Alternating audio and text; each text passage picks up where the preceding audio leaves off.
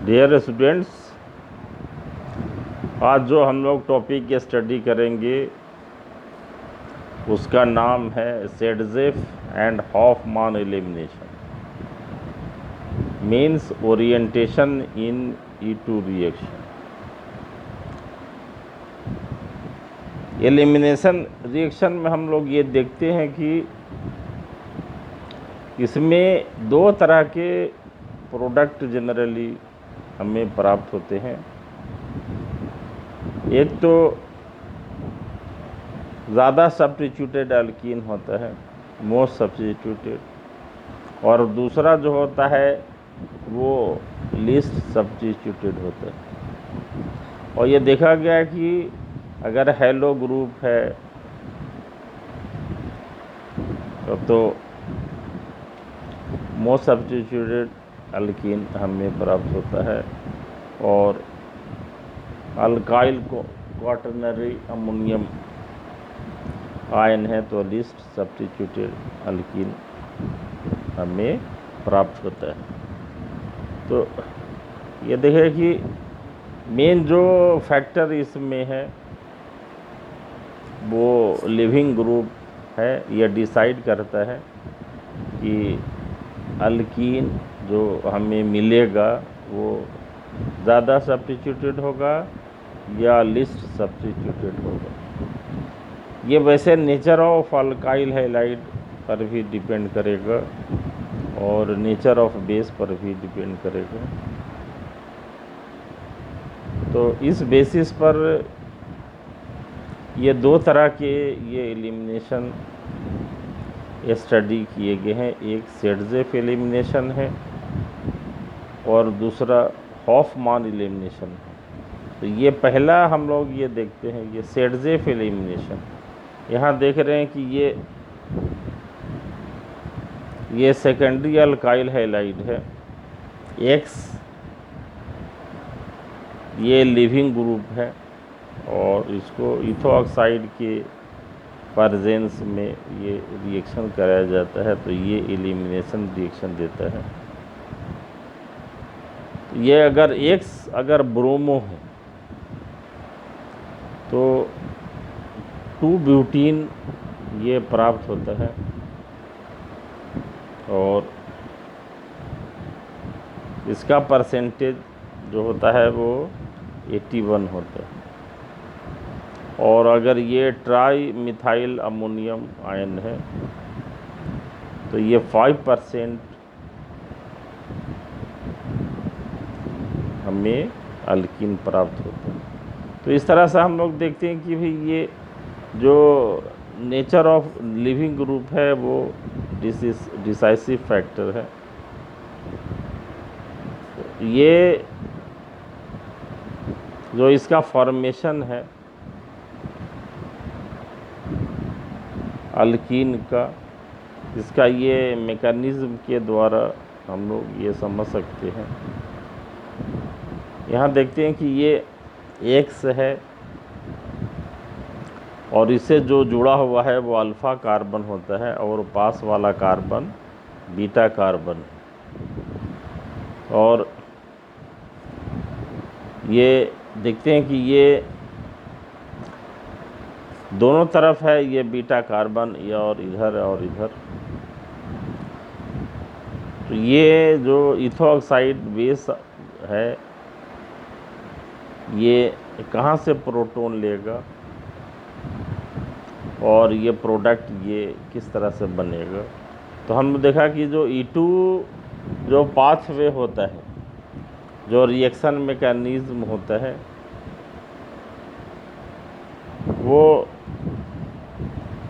एक ही स्टेप में होता है। बॉन्ड ब्रेकिंग और बॉन्ड मेकिंग एक ही स्टेप में हो जाता है।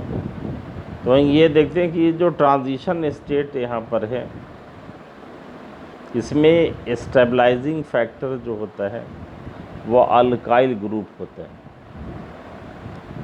तो इस बेसिस पर ये डिसाइड किया जाता है कि भाई ये इधर CH3CH2 है और इधर CH3, ये इधर जो है वो स्टेबलाइजिंग फैक्टर ज़्यादा है जो सिस्टम को स्टेबलाइज करता है। इसलिए यहाँ पर ये जो प्रोडक्ट बनता है वो 2-ब्यूटीन प्राप्त होता है। दूसरा जो रिएक्शन है वो हॉफमैन एलिमिनेशन है, और इसमें लीस्ट सब्स्टिट्यूटेड अल्कीन प्राप्त होता है। जैसे देखते हैं कि ये यहाँ पर सेकेंडरी अल्काइल हैलाइड लिया गया, यहाँ पर इथोक्साइड आयन से रिएक्शन कराते हैं तो ये 1-ब्यूटीन बनता है। ये X अगर यहाँ ट्राई मिथाइल अमोनियम आयन है तो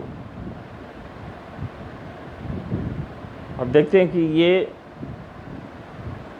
यहाँ पर 1-ब्यूटीन बना है, और ये सेम जो कंपाउंड है ऊपर में वहाँ 2-ब्यूटीन बना है।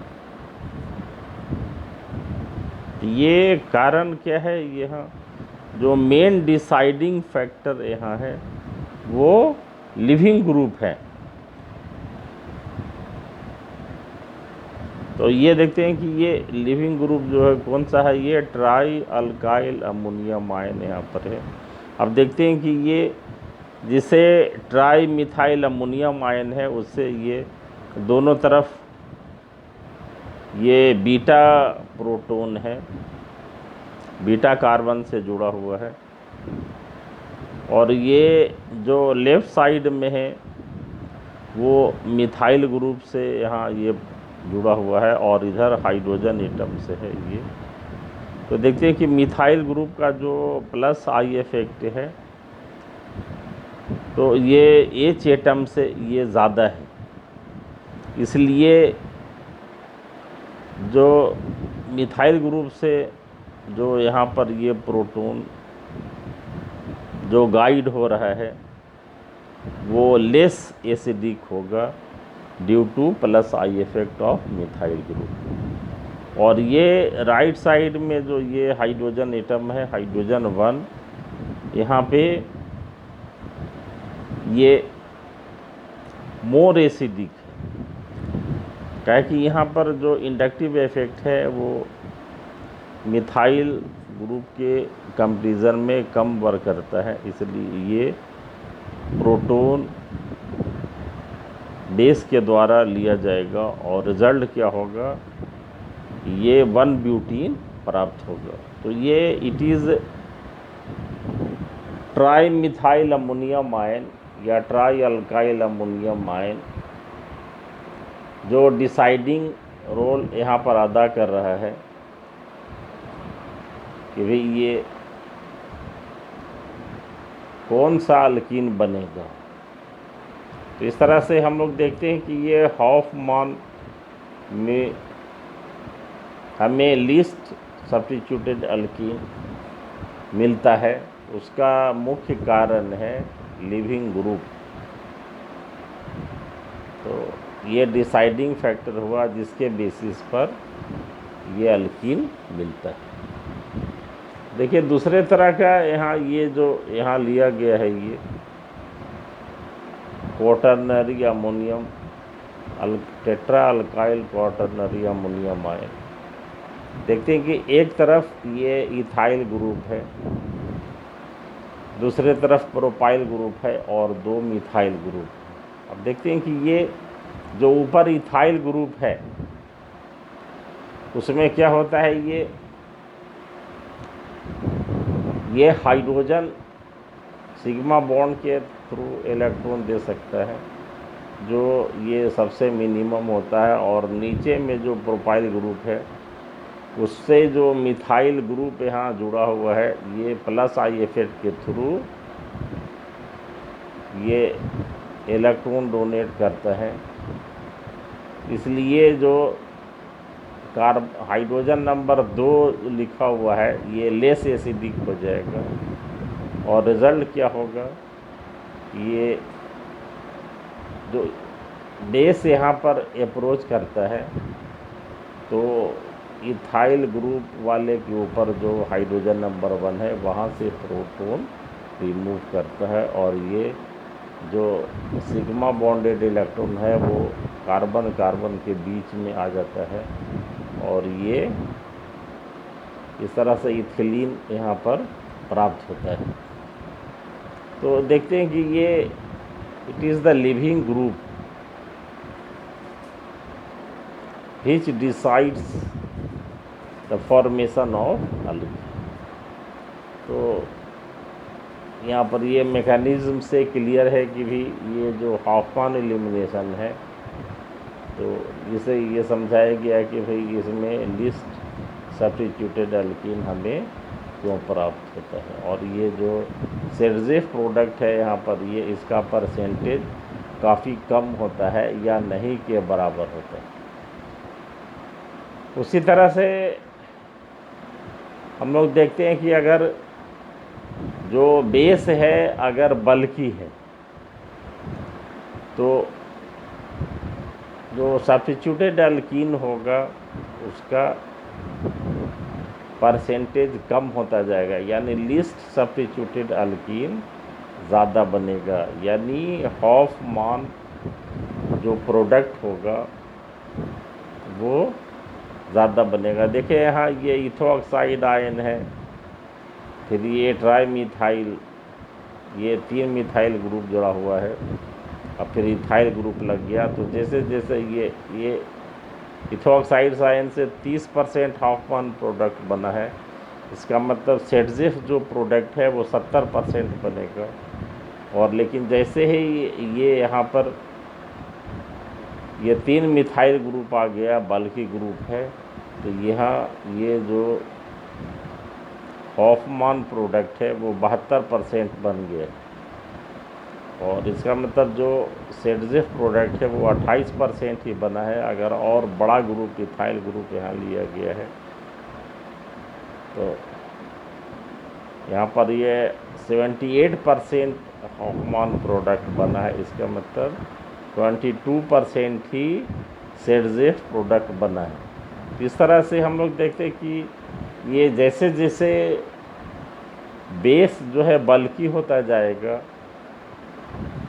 वो उसी तरह से ये वो हमें लिस्ट सब्स्टिट्यूटेड एल्कीन प्राप्त होगा। और इसका ये कारण क्या है, कॉज क्या है कि ये बेस के बल्कि होने की वजह से ये स्टेरिक इफेक्ट वर्क करता है और स्टेरिक इफेक्ट वर्क करेगा तो ये बेस जो है वो प्रॉपरली एक्ट नहीं करेगा और ये प्रोटॉन को रिमूव नहीं कर पाएगा। तो इस तरह से ये अगर बेस भी बल्कि हो तो हमें लिस्ट सब्स्टिट्यूटेड एल्कीन मिलेगा। तो ये देखते हैं कि ये 2 तरह के मतलब हमें ये प्रोडक्ट प्राप्त होते हैं, एक सेड्जेफ एक हॉफमैन। सेड्जेफ में क्या है, ये मोस्ट सब्स्टिट्यूटेड एल्कीन हमें मिलता है और हॉफमैन में लिस्ट सब्स्टिट्यूटेड एल्कीन मिलता है। और ये हॉफमैन में जनरली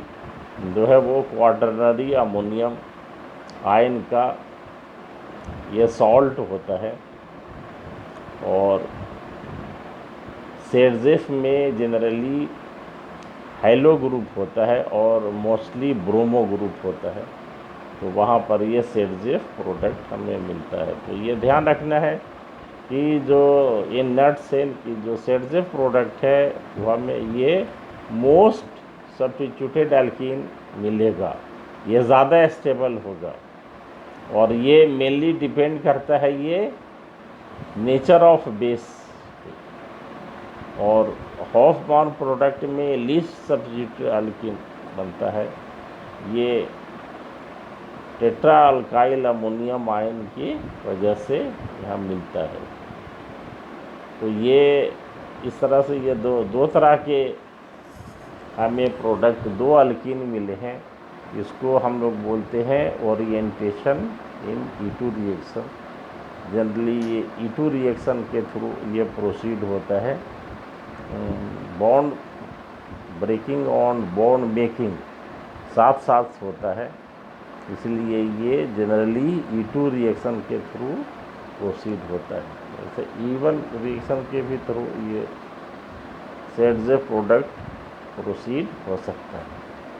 तो इस तरह से ये देखा गया है कि ये E2 जो ये सेडजेफ और हॉफमान एलिमिनेशन रिएक्शन है, इसमें किस तरह से हमें एल्कीन मिलता है। तो आज ही हम लोग ये लेक्चर स्टॉप करेंगे। Thank you very much.